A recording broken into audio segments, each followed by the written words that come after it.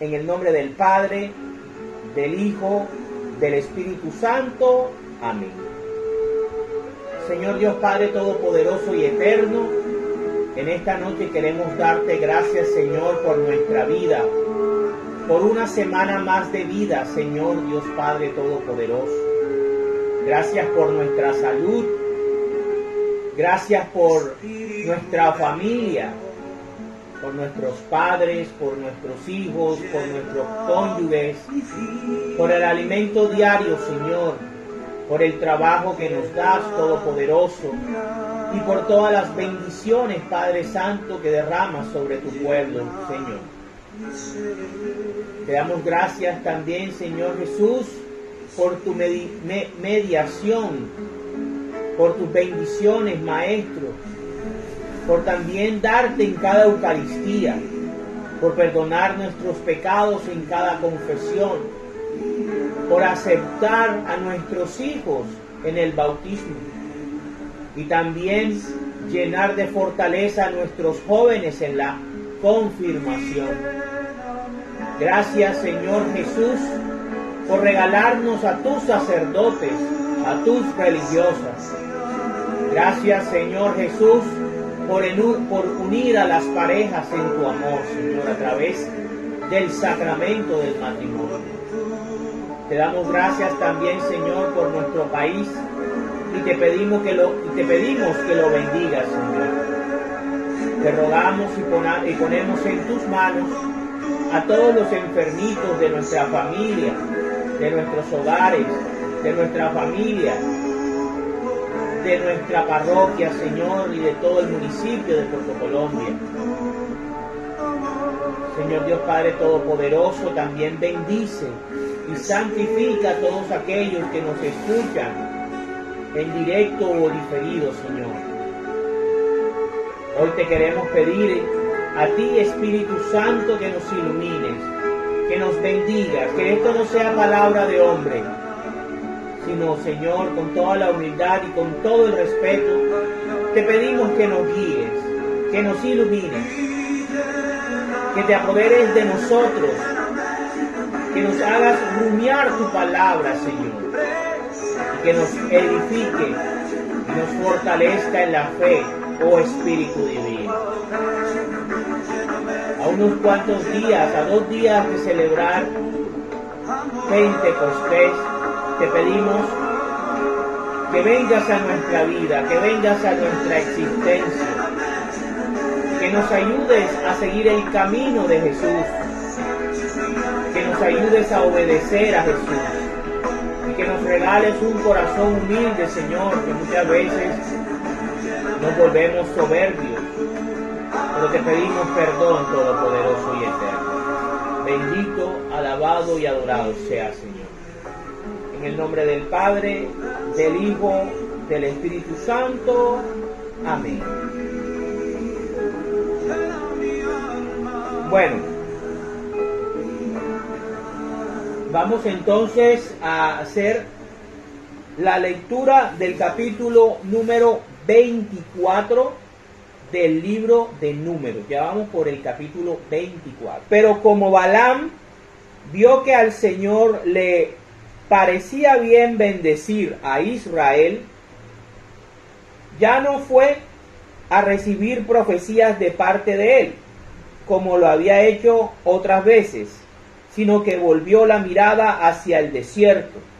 Y al ver Balaam a Israel acampado en tribus, el Espíritu de Dios se apoderó de él.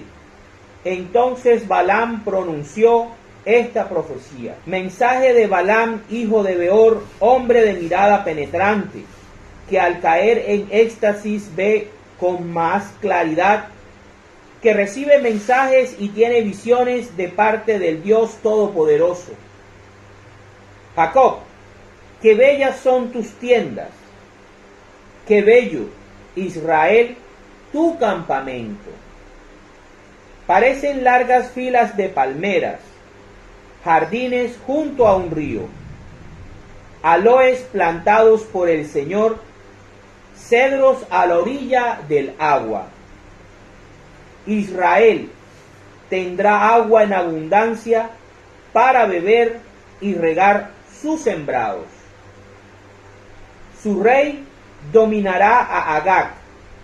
Su poder real será muy grande.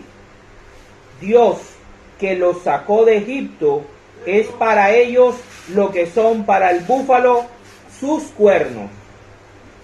Israel devorará a las naciones enemigas, les romperá los huesos y los herirá con sus flechas. Cuando se acuesta a descansar, parece un león. Nadie se atreve a despertarlo. Bendito sea el que te bendiga, y maldito el que te maldiga.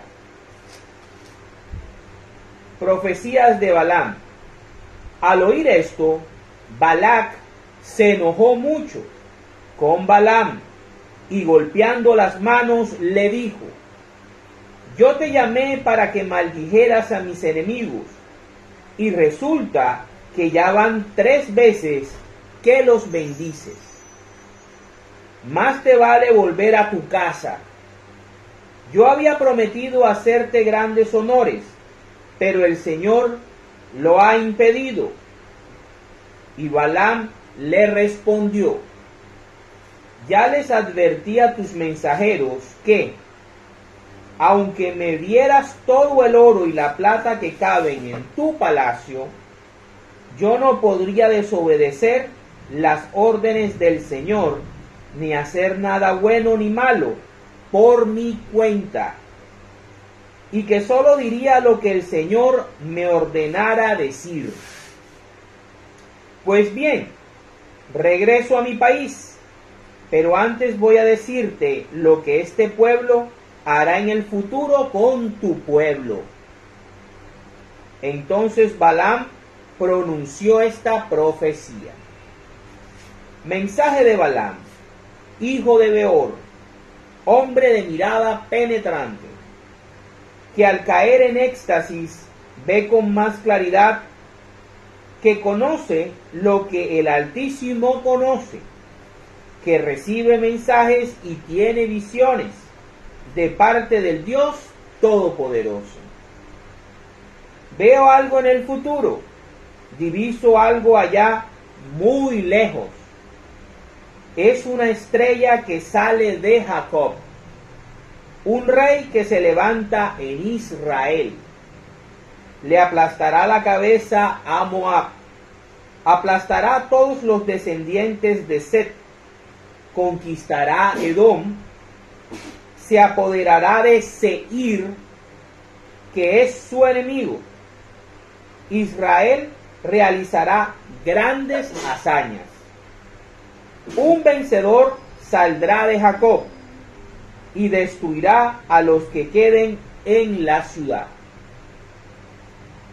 Después vio Balaam a Amalek y pronunció esta profecía. Amalek es una nación importante, pero terminará destruida por completo. También vio a los kenitas y pronunció esta profecía.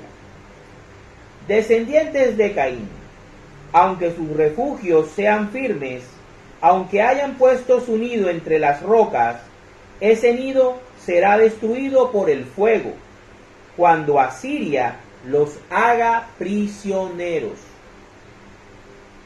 Después pronunció esta profecía. ¡Ay! ¿Quién vivirá todavía cuando Dios haga estas cosas? Vienen naves de la costa de Chipre y dejarán en ruinas a Asiria y a Eber, pues también Eber será destruido. Después de esto, Balaam se puso en camino y volvió a su casa. Balac también se puso en camino. Palabra de Dios. En la noche de hoy estamos tocando, reflexionando el capítulo número 24 del libro de Números. Los últimos 3 capítulos 22, capítulo 23 y capítulo 24, se aleja un poco la palabra de Dios del centro o del foco que era Moisés, Aarón y el pueblo de Israel. Y conocemos a unos personajes no israelitas, como son Balac, el rey del pueblo de Moab, y Balaam, un hombre no israelita, pero que de alguna manera tenía una cierta relación con Dios. Recordemos que Dios no es solamente el Dios de Israel, sino que es el Dios de todas las naciones, de todos los pueblos de la tierra. En este capítulo 24 concluye el intento de soborno, el intento de poder manipular los dones espirituales de Balaam por parte del rey de Moab, Balac, que su intención era maldecir a Israel para poderlo vencer militarmente. El rey de Moab tenía una comprensión mucho más avanzada que de pronto otros reyes, porque él sabía y entendía que la clave estaba en la espiritualidad. Por eso quería maldecir a Israel, porque quería lograr debilitarlo espiritualmente para luego derrotarlo militarmente. Y para eso consigue o quiere comprar los servicios de un profeta a sueldo, como Balaam. Y a lo largo de estos 3 capítulos hemos visto cómo, a pesar del corazón dispuesto a ser sobornado de Balaam, Balaam no puede hacer la voluntad de Balac, sino tiene que apegarse a la voluntad de Dios, al cual él sirve y el cual ha conocido. Pero que su corazón y su forma de interpretar la religión lo ha llevado a vender su corazón.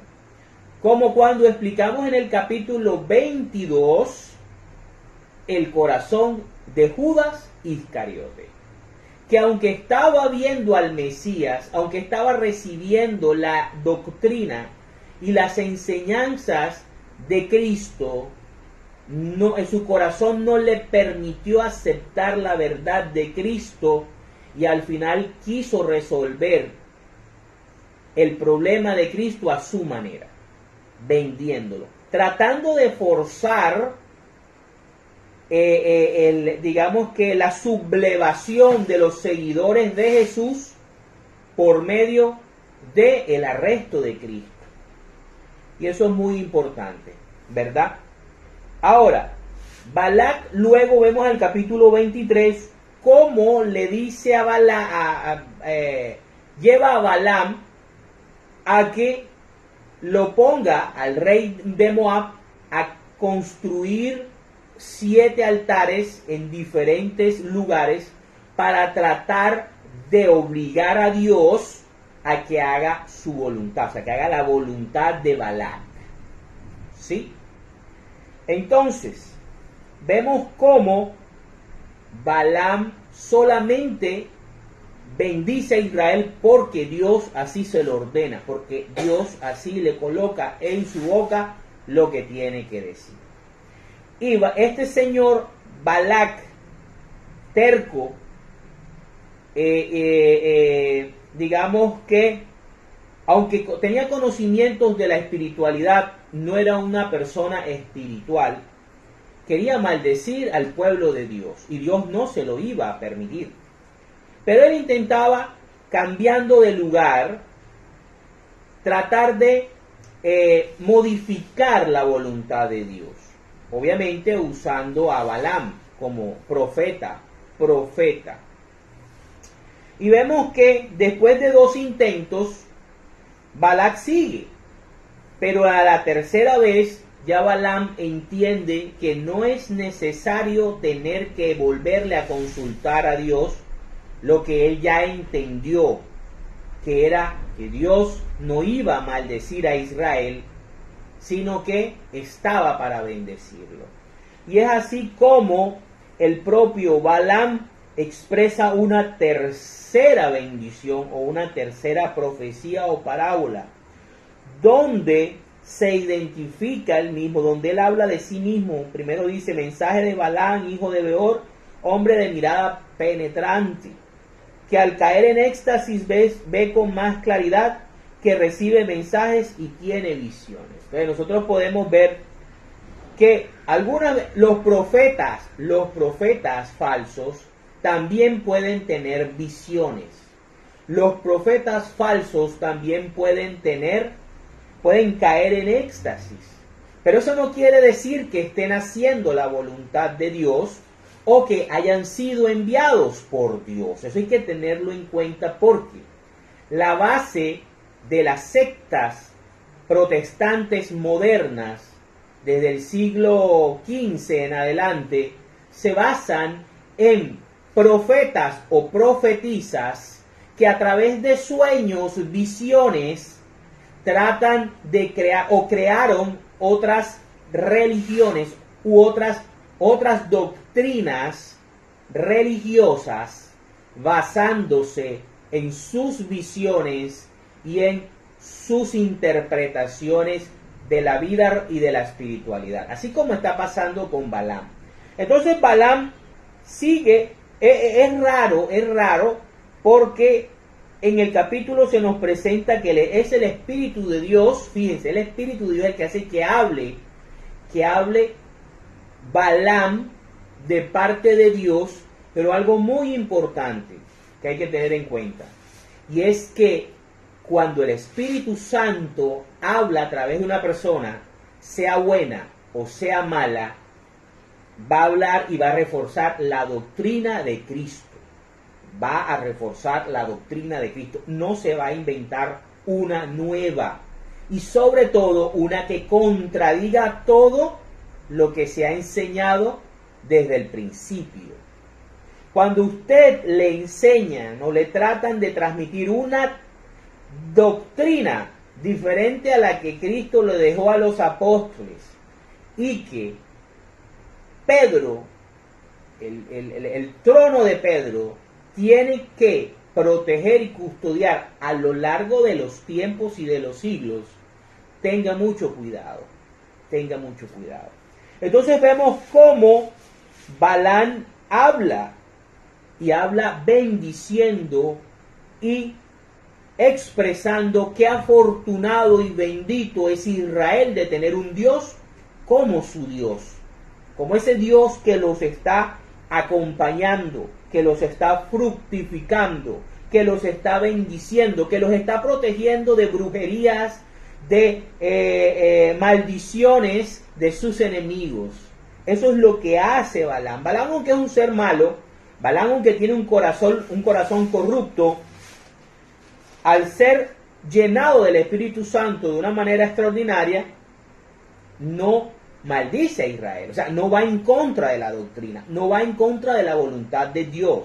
Tiene que apegarse a la voluntad de Dios, tiene que obedecer la voluntad de Dios, no crear su propia voluntad. Y veremos más adelante cómo Balaam sí es un falso profeta.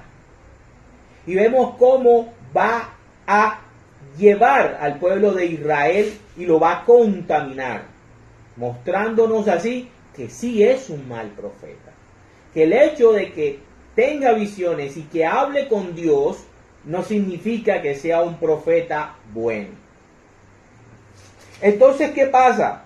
Luego sucede el caso de que Balac se enoja y le dice que él lo ha traído para que maldiga a sus enemigos, no para que los bendiga. Y ya los ha bendecido 3 veces. Y que lo ha traído con esa intención, y que él tenía la intención, Balac, de pagarle mucho a Balaam y de darle honores. Pero que Dios no se lo ha permitido. Y Balaam le responde: yo le dije a tus emisarios muy bien que ellos, aunque tú me dieras todo el oro del mundo, que cabiera o que cupiera, no sé, ahora no, que hubiese en tu palacio, yo solamente me tenía que atener a lo que Dios me indicara. Aunque mi corazón quisiera otra cosa, yo solamente hago lo que Dios ordena. Fíjense cómo Dios somete y somete y ata a todas las criaturas, sean del pueblo que sea.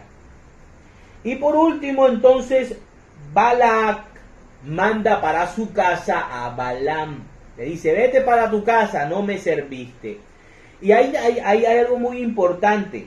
Fíjense, Balac toma de su propia medicina, porque hace venir a Balaam, le coloca unos altares y lo único que logra es que en vez de que maldiga a Israel, lo que hace es que lo bendice 3 veces. Recordemos que el número 3 en la Biblia es de plenitud, o sea, Balaam, en vez de venir a maldecir a Israel, lo que hace es que lo bendice 3 veces. Y además, para que se lleve, y Balac se lleva gratis estas profecías donde Balaam le dice cómo de Israel va a salir un rey que lo va a someter y que va a vencer a Moab, a Seir, a Amalek, a Amón y a Edom y a todos esos pueblos que ahora se sienten amenazados y quieren amenazar a el pueblo de Israel. Y me llama la atención porque dentro de las profecías Balaam habla acerca de que Israel es como un león. Y vamos a ver más adelante cómo Judá, que es la tribu del león, es quien vence a Moab, a los amonitas, a los de Seir y a los de Edom. Fíjense cómo esa profecía viene de Dios, porque lo que dijo Balaam, fuera bueno o fuera malo, sí se cumplió. Sí se cumplió. Y se cumplió no solamente a nivel histórico, sino también a nivel mesiánico. Porque de aquí también surge que de Israel va a salir un gran profeta, un vencedor como fue nuestro Señor Jesucristo, que no solamente venció a lo físico, sino también venció al pecado, a la muerte y a Satanás. Ok, para la gloria de Dios. Entonces, para entrar en la reflexión de esta noche, vámonos a ver cómo fue la victoria histórica de Israel sobre Moab, Amón y Edom. Vámonos a Segunda de Crónicas, capítulo 20, versículos del 1 al 30. Dice, victoria sobre Moab y Amón. Algún tiempo después, los moabitas y los amonitas, aliados con los meunitas, atacaron a Josafat. Entonces fueron algunos a decir, de Edom, del otro lado del río del mar muerto, viene un gran ejército contra ti. Josafat era un rey, él era rey de Judá, era el 6º rey de Judá. Ya están en Hasezón Tamar. Hasezón Tamar es lo mismo que En Gadí. Josafat sintió miedo y decidió acudir al Señor, a su Dios. Así que anunció un ayuno en toda Judá. Fíjense, hizo lo mismo que el rey de Nínive. Hizo lo mismo que el rey de Nínive. Así, y la gente de Judá se reunió para pedir ayuda al Señor. De todas las ciudades de Judá llegó gente. Josafat se puso de pie en medio del pueblo de Judá que se había reunido en Jerusalén, frente al atrio nuevo del templo del Señor, y exclamó, Señor, Dios de nuestros antepasados, tú eres el Dios del cielo, tú gobiernas a todas las naciones. Miren lo que estaba diciendo ahorita, ¿verdad? En tus manos están la fuerza y el poder. Nadie puede oponerse a tu resistencia. Dios nuestro, tú arrojaste de la presencia de tu pueblo Israel a los habitantes de este territorio y se lo diste para siempre a los descendientes de Abraham, tu amigo. Después de haberse establecido aquí, construyeron un templo para ti y dijeron: si nos viene algún mal como castigo, sea la guerra, la peste o el hambre, nos presentaremos delante de este templo, porque tú estás en este templo, y en nuestras angustias te pedimos ayuda. Y tú nos escucharás y nos salvarás. Pues ahora, aquí están los amonitas, los moabitas, o sea, del reino de Balac, y los de la montaña de Seir. Fíjense, en la profecía de Balaam hablaban acerca de los habitantes de la montaña de Seir. Fíjense, aquí está bien conectadito. Los de la montaña de Seir, en cuyos territorios no quisiste que entraran los israelitas cuando venían de Egipto, sino que se apartaron de ellos y no los destruyeron. Cuando pasaron en el capítulo 21, el capítulo 20, ¿recuerdan? Cuando el rey de Edom no los dejó entrar ni pasar por su territorio, tuvieron que darle la vuelta. Bueno, sino que se apartaron de ellos y no los destruyeron. En pago de eso, ahora nos atacan para arrojarnos de tu propiedad, la tierra que tú nos diste como propiedad. Dios nuestro, ¿no vas a castigarlos? Pues nosotros no tenemos fuerza suficiente para hacer frente a ese gran ejército que nos ataca. No sabemos qué hacer. Por eso tenemos los ojos puestos en ti. O sea, ellos se abandonaron a Dios. Le pidieron ayuda al Señor. Toda Judá estaba de pie delante del Señor. Y escuchen esto. Incluyendo sus mujeres y sus hijos. Aún los más pequeños. Voy a repetir.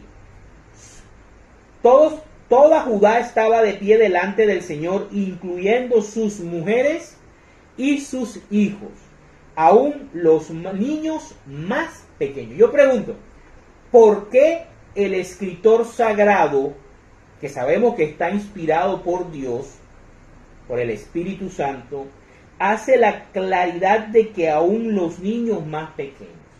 Porque para Dios y para su pueblo, el ser parte del pueblo de Dios comienza en la niñez. Desde niño ya somos miembros del pueblo de Dios. En la antigua Israel era a través de la circuncisión que se hacía a los 8 días de nacido. A los 8 días de nacido el niño, el varón, debía ser circuncidado según la ley.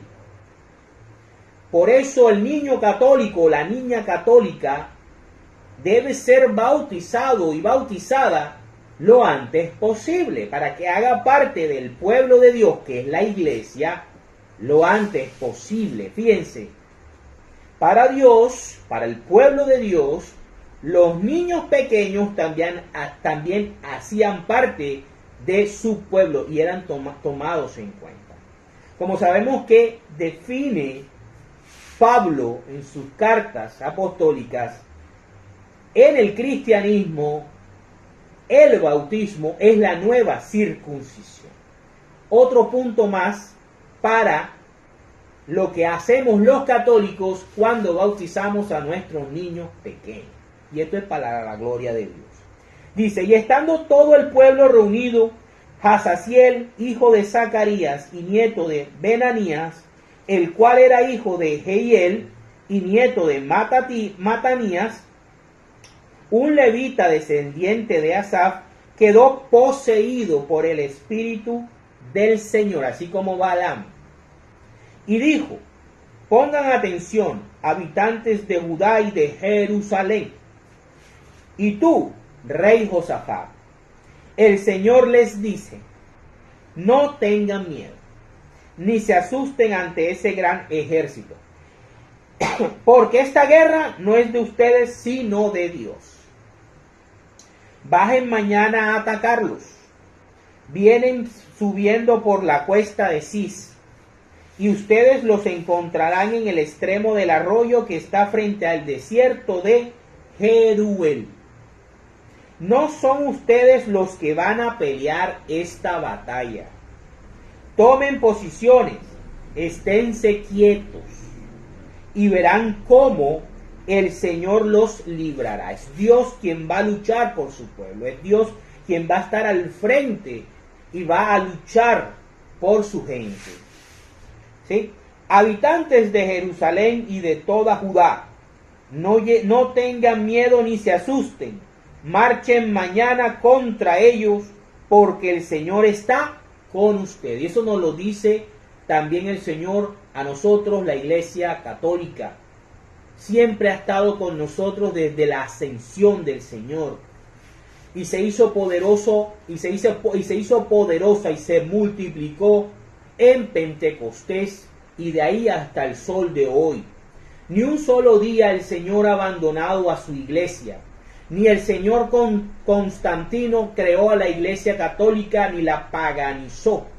Son cuentos y fábulas de los protestantes, que lo que buscan es lucrarse y perder a las personas. Fíjense, entonces Josafat se arrodilló y se inclinó hasta tocar el suelo con la frente.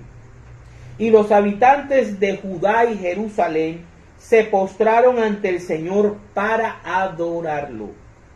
Y los levitas descendientes de Quehat y los descendientes de Coré empezaron a alabar en voz muy alta al Señor, Dios de Israel. A la mañana siguiente se levantaron temprano para ponerse en camino hacia el desierto de Tecoa. Y en el momento de salir, Josafat se puso de pie para decirles: escúchenme, habitantes de Jerusalén y de Judá, confíen en el Señor, su Dios, y se sentirán seguros. Confíen en sus profetas y todo les saldrá bien. Y después de consultar con el pueblo, nombró algunos cantores. Miren la importancia de los cantores. Para que, vestidos con ropas sagradas y marchando al frente de las tropas, alabaran al Señor con el himno. Escuchen, ¿con cuál himno? Den gracias al Señor, porque su amor es eterno. No se olviden de ese himno. Y ahorita lo vamos a cantar, lo vamos a ver. Den gracias al Señor, porque su amor es eterno.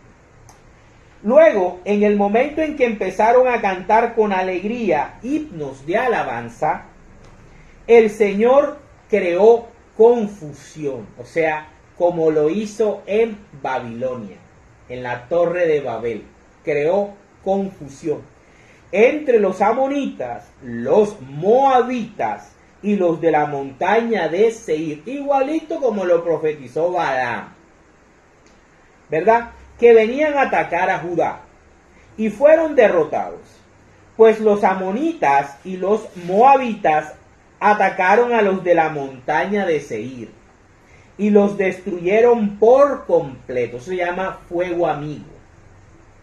Y después de acabar con ellos, se destruyeron unos entre otros. O sea, se mataron los tres entre ellos. Cuando los hombres de Judá llegaron al sitio desde donde se ve el desierto y miraron hacia el ejército enemigo, fíjense lo que pasa. Balac, que es moabita, lleva a Balaam para que desde una colina, mirando al desierto, observe a los ejércitos de Israel y los maldiga, para que él pueda vencerlos militarmente. Y aquí sucede todo lo contrario. Aquí lo que pasa es que los ejércitos de Moab, los ejércitos de los amonitas y los de la montaña de Seir, o sea, los edomitas, se matan entre sí mientras los israelitas están en el desierto y llegan a verlos a ellos y miren cómo los encuentran.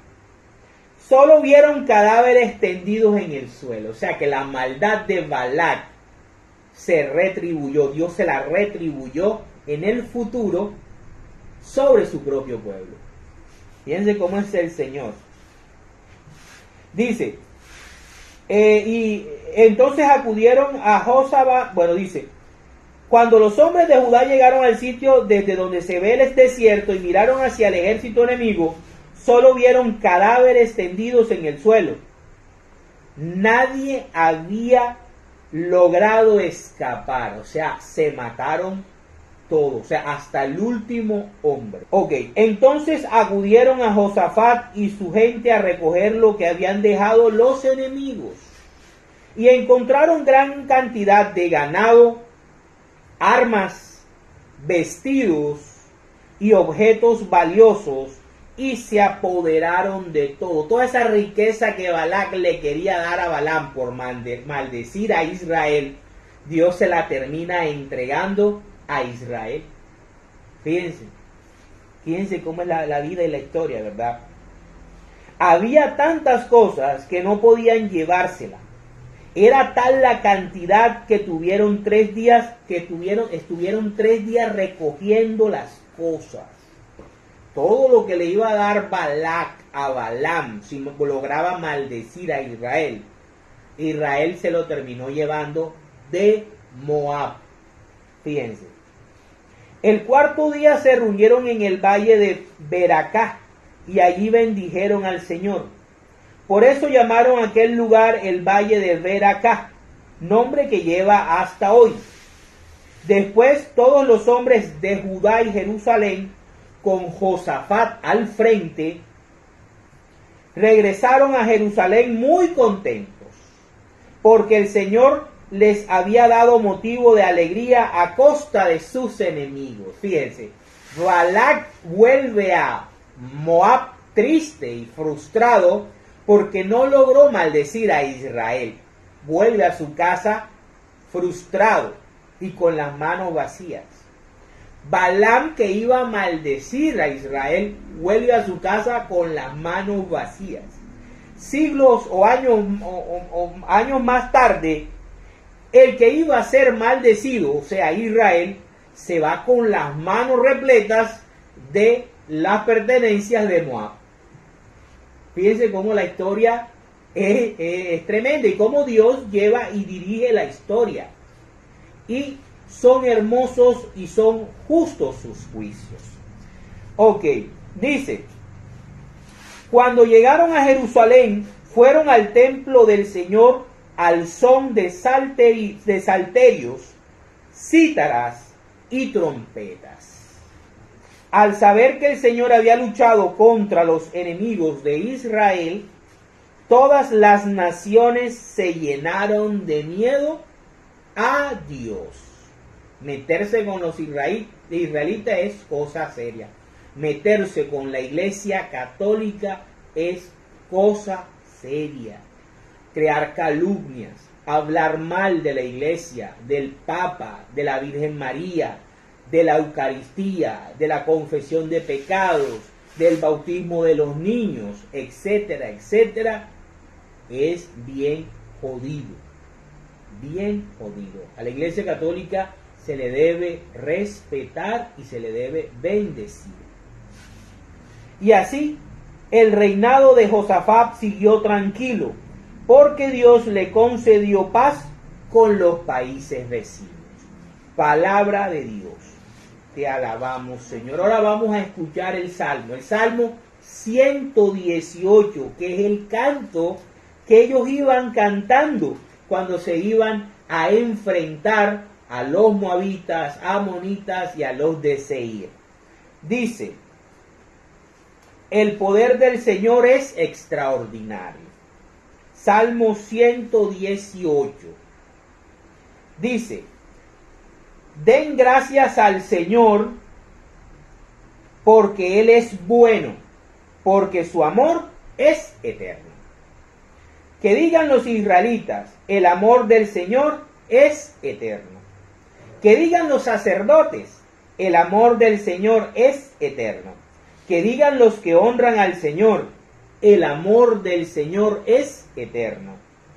En mi angustia llamé al Señor, Él me escuchó y me dio libertad. El Señor está conmigo, no tengo miedo. ¿Qué me puede hacer el hombre? El Señor está conmigo, Él me ayuda.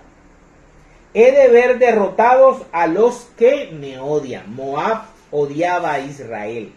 Edom odiaba a Israel.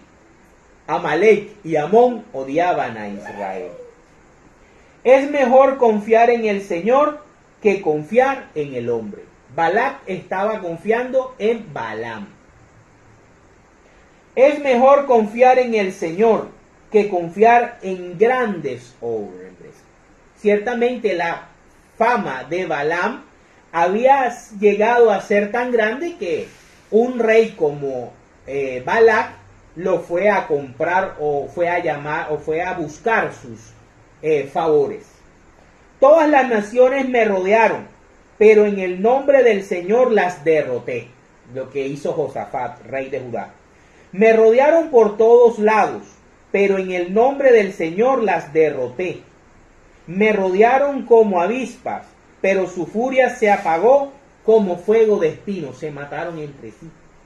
En el nombre del Señor las derroté. Me empujaron con violencia para que cayera, pero el Señor vino en mi ayuda. Yo canto al Señor que me da fuerzas. Él es mi Salvador. Yahvé salva. ¿Recuerdan ese nombre? Yahvé es mi salvación. ¿Sí? Josué o Yeshua o Jesús. Él es mi Salvador. Ok, dice, te doy gracias, Señor, porque me has respondido y porque eres mi Salvador. Segunda vez que habla de Salvador. La piedra que los constructores despreciaron se ha convertido en la piedra principal. Recordemos quién es el que fue despreciado por los constructores, por los judíos, y se convirtió después en la piedra angular de la iglesia. Esto lo ha hecho el Señor y estamos maravillados. Este es el día en que el Señor ha actuado. Estemos hoy contentos y felices. Bendito el que viene en el nombre del Señor. Bendito el que viene en el nombre del Señor. Bendecimos a ustedes desde el templo del Señor. El Señor es Dios, Él nos alumbra. Comiencen la fiesta y lleven ramas hasta los cuernos del altar. Recordemos que aquí el Señor es mi Salvador, el Señor es mi salvación, Yahvé es mi salvación, Jesús, el nombre de Cristo. Bendito el que viene en nombre, o sea, con la autoridad de, ¿sí? El Señor. Y fíjense que llama, el Señor es Dios, o sea, ese que viene en nombre del Señor también es Dios. Él nos alumbra. Yo soy el camino, la verdad, la vida. Yo soy la luz del mundo. Comiencen la fiesta y lleven ramas, las ramas del domingo de Ramos, hasta los cuernos del altar. Te doy gracias y alabo tu grandeza, porque tú eres mi Dios. Den gracias al Señor, porque Él es bueno, porque su amor es eterno. Y ahí vamos. Ahora vamos a ver quién es el profeta verdadero y quiénes son los profetas falsos. Vamos primero a definir la promesa de un profeta, de un único profeta que Dios envía a la misma altura de Moisés. Vamos a verlo. Vámonos a Deuteronomio, capítulo 18, versículos del 15 al 22. Dice, el profeta que ha de venir, el profeta, no los profetas, el profeta que ha de venir. Dice, el Señor su Dios hará que salga de entre ustedes, o sea, de entre el pueblo de Israel, un profeta como yo. Está hablando Moisés. ¿Sí? Y deberán obedecerlo. Esto es en realidad lo que ustedes pidieron al Señor su Dios en el monte Horeb, o sea, en el monte Sinaí.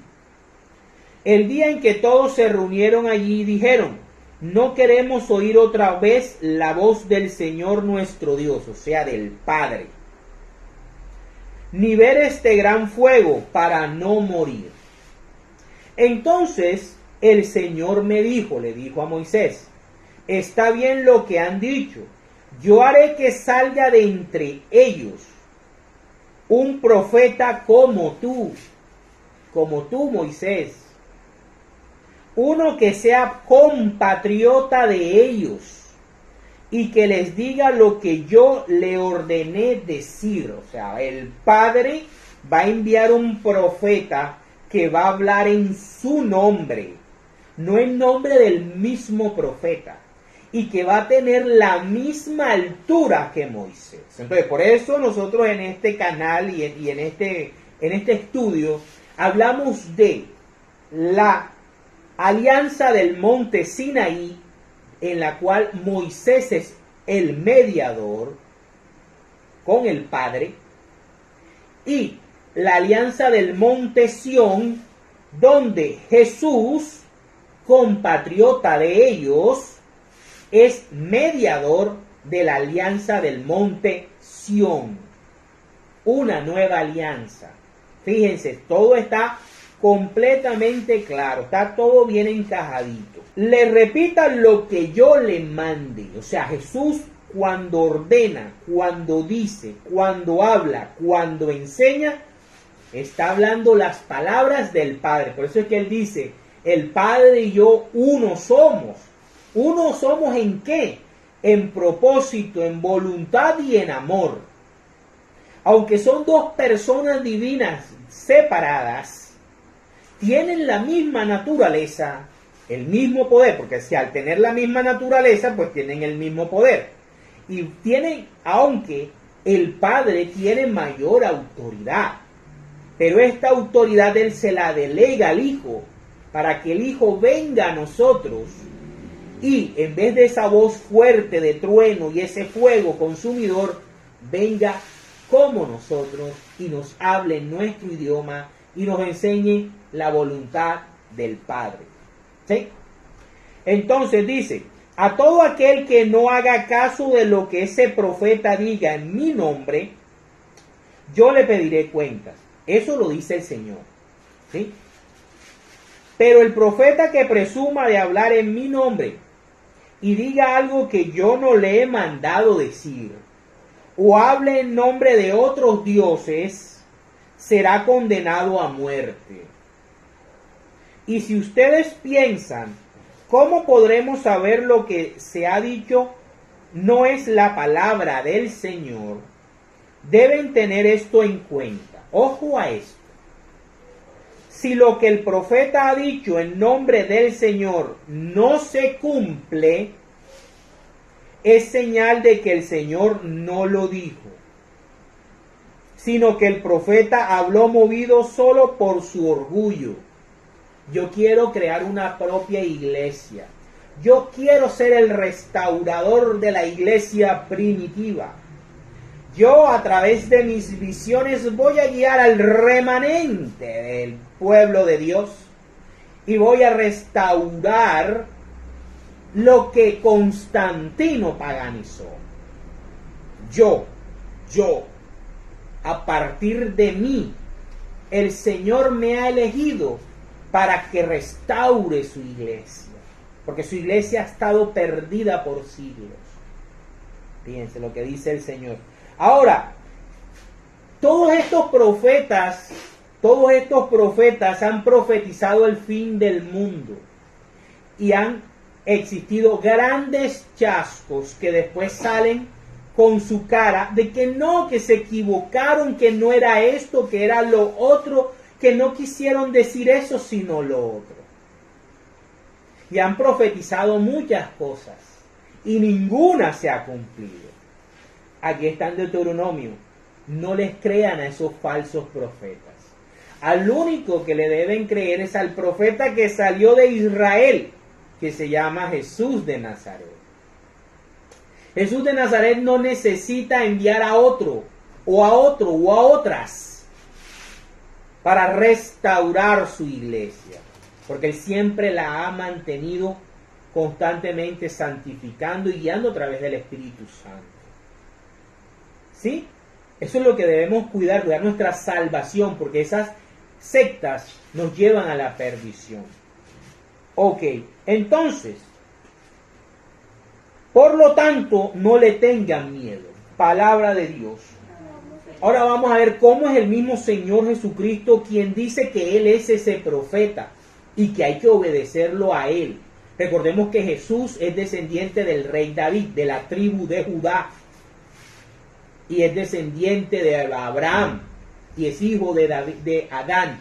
Jesús de Nazaret, israelita, que nació en el Imperio Romano, por lo tanto también es romano, y el cristianismo es romano, no es norteamericano, ni es inglés, ni alemán.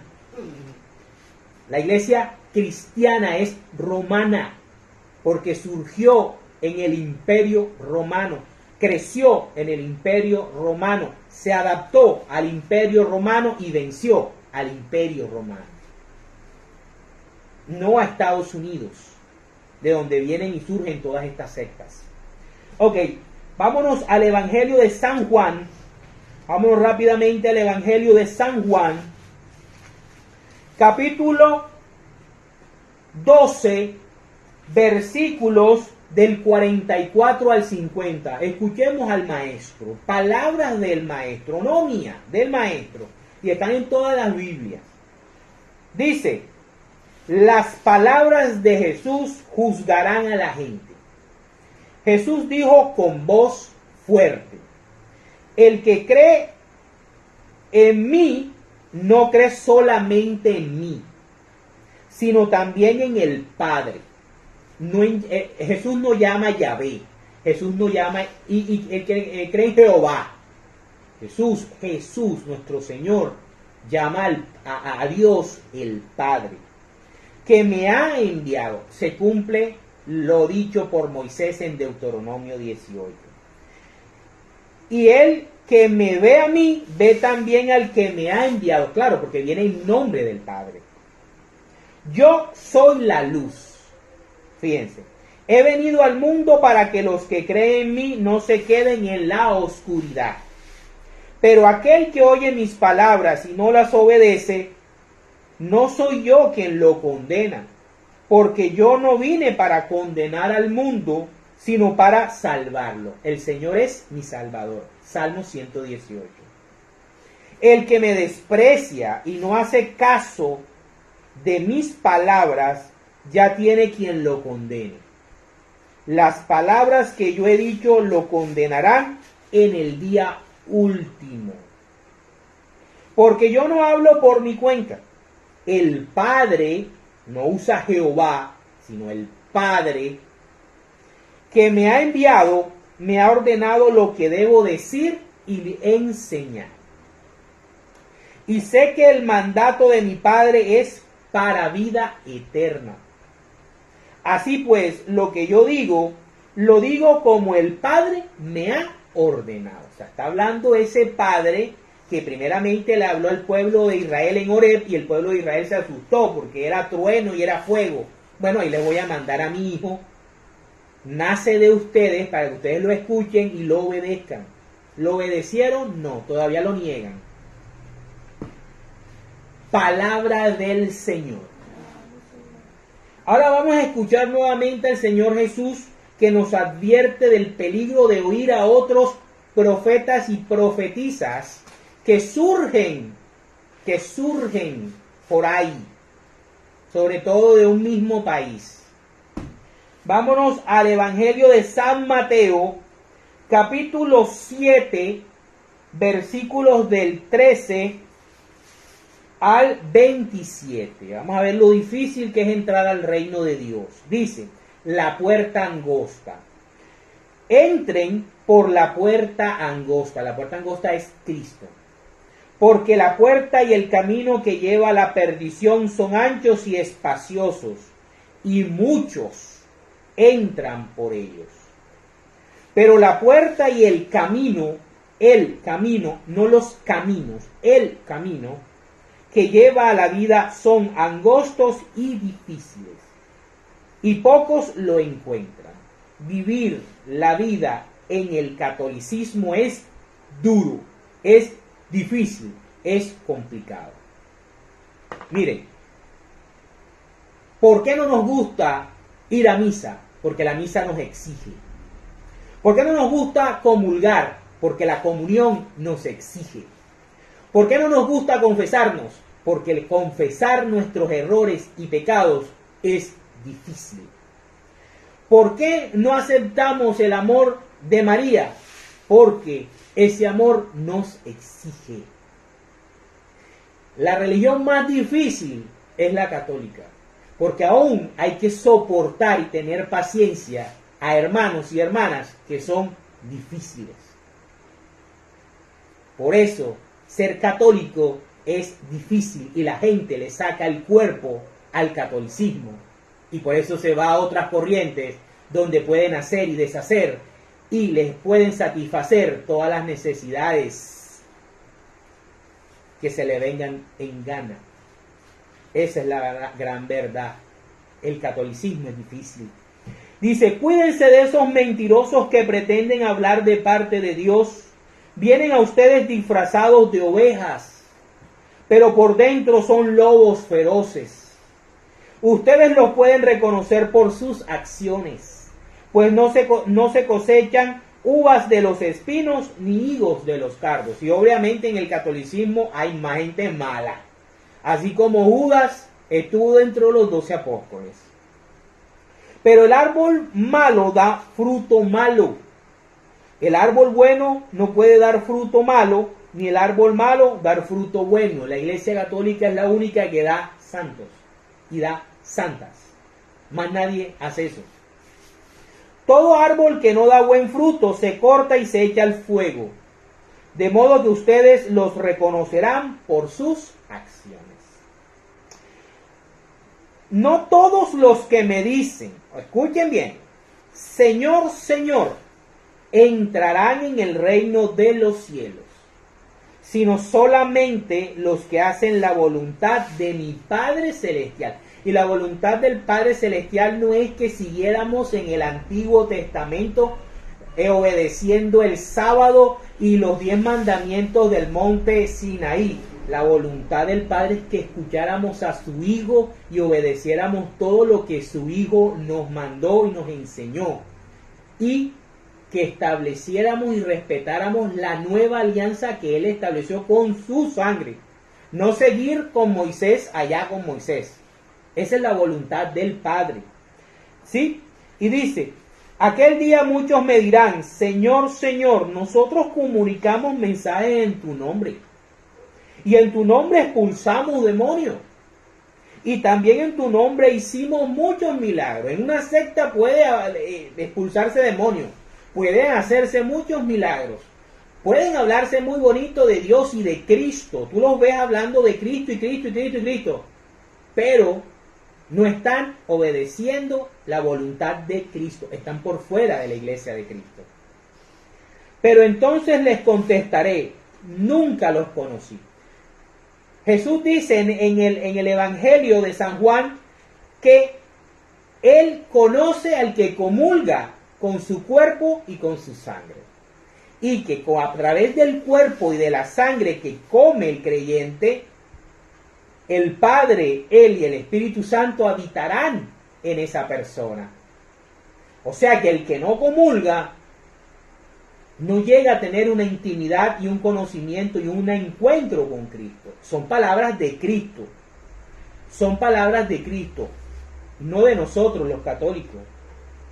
Dice, por lo tanto, el que me oye y hace lo que yo digo es como un hombre prudente que construyó su casa sobre la roca.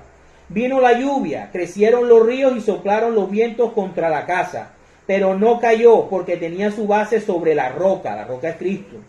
Pero el que me oye y no hace lo que yo digo es como un tonto que construyó su casa sobre la arena. Vino la lluvia, crecieron los ríos, soplaron los vientos y la casa se vino abajo. Fue un gran desastre. Cuando Jesús terminó de hablar, toda la gente estaba admirada de cómo les enseñaba, porque lo hacía con plena autoridad, la autoridad del Nuevo Testamento. Y no como sus maestros de la ley, la autoridad del Antiguo Testamento. Palabra del Señor. Bueno, aquí para terminar tengo algunas cosas que dice el profeta Jeremías sobre los falsos profetas. Jeremías capítulo 23, versículos primero del 16 al 17. Dice, el Señor Todopoderoso dice, israelitas y también católicos, no hagan caso a lo que les dicen los profetas. Lo que dicen no son más que mentiras, cosas que ellos mismos inventan. Me encontré unas planchas de oro. No, tuve una visión donde me abrieron el arca de la alianza del cielo. No, yo sentí el fuego del Señor que me decía que había que hablar en lenguas, etcétera, etcétera, etcétera. A los que dice, lo que dicen no son más que mentiras, cosas que ellos mismos inventan, que yo no les he comunicado, dice el Señor. A los que desprecian mi palabra, les dicen, todo les saldrá bien. A los que desprecian la palabra del Señor, o sea, a la iglesia. Y a los que siguen tercamente las inclinaciones de su corazón, les dicen, no les vendrá ningún mal. El evangelio de la prosperidad. Si tú me diezmas, no te preocupes, te irá bien porque tú me estás diezmando. Ahora viene del 21 al 22, dice, yo no envié a esos profetas y ni siquiera les hablé, pero ellos salieron corriendo a hablar en mi nombre. Si hubieran conocido mis secretos, habrían anunciado mi palabra a mi pueblo. O sea, hubieran seguido la misma doctrina católica de Cristo, ¿verdad? Lo habrían hecho apartarse de su mal camino y dejar sus malas acciones. Para terminar, dice, del 25 al 32, dice, he oído las mentiras de esos profetas que pretenden hablar en mi nombre y comunicarse en sueños conmigo, sueños. ¿Hasta cuándo esos profetas van a seguir anunciando cosas falsas, inventos de su propia fantasía? Con los sueños que se cuentan unos a otros, pretenden hacer que mi pueblo se olvide de mí, de la Eucaristía, de la comunión. Como también sus antepasados me olvidaron y se fueron tras Baal. Si un profeta tiene un sueño, que diga que es un sueño. Pero si recibe mi palabra, que la anuncie fielmente. No se puede comparar la paja con el trigo. Mi palabra es como el fuego, como un martillo que hace pedazos la roca. Yo el Señor lo afirmo. Por eso me declaro, Dios se declara en contra de esos profetas que se roban unos a otros mis palabras. Yo el Señor lo afirmo. Me declaro contra esos profetas que hacen pasar como mensaje mío cosas que ellos inventan. Ay, vamos a inventar un evangelio nuevo, el evangelio nuevo de Jesucristo. Me declaro contra esos profetas que cuentan sueños mentirosos, que con sus mentiras y habladurías hacen que mi pueblo se extravíe, o sea, que apostate. Yo no los he enviado ni les he dado orden alguna. Es que el Señor me ordenó crear otra iglesia para restaurar la iglesia primitiva. Yo no los he enviado ni les he dado ninguna orden alguna, así que son incapaces de ayudar al pueblo. Yo, el Señor, lo afirmo. Palabra de Dios, para la gloria de Dios. En el nombre del Padre, del Hijo, del Espíritu Santo.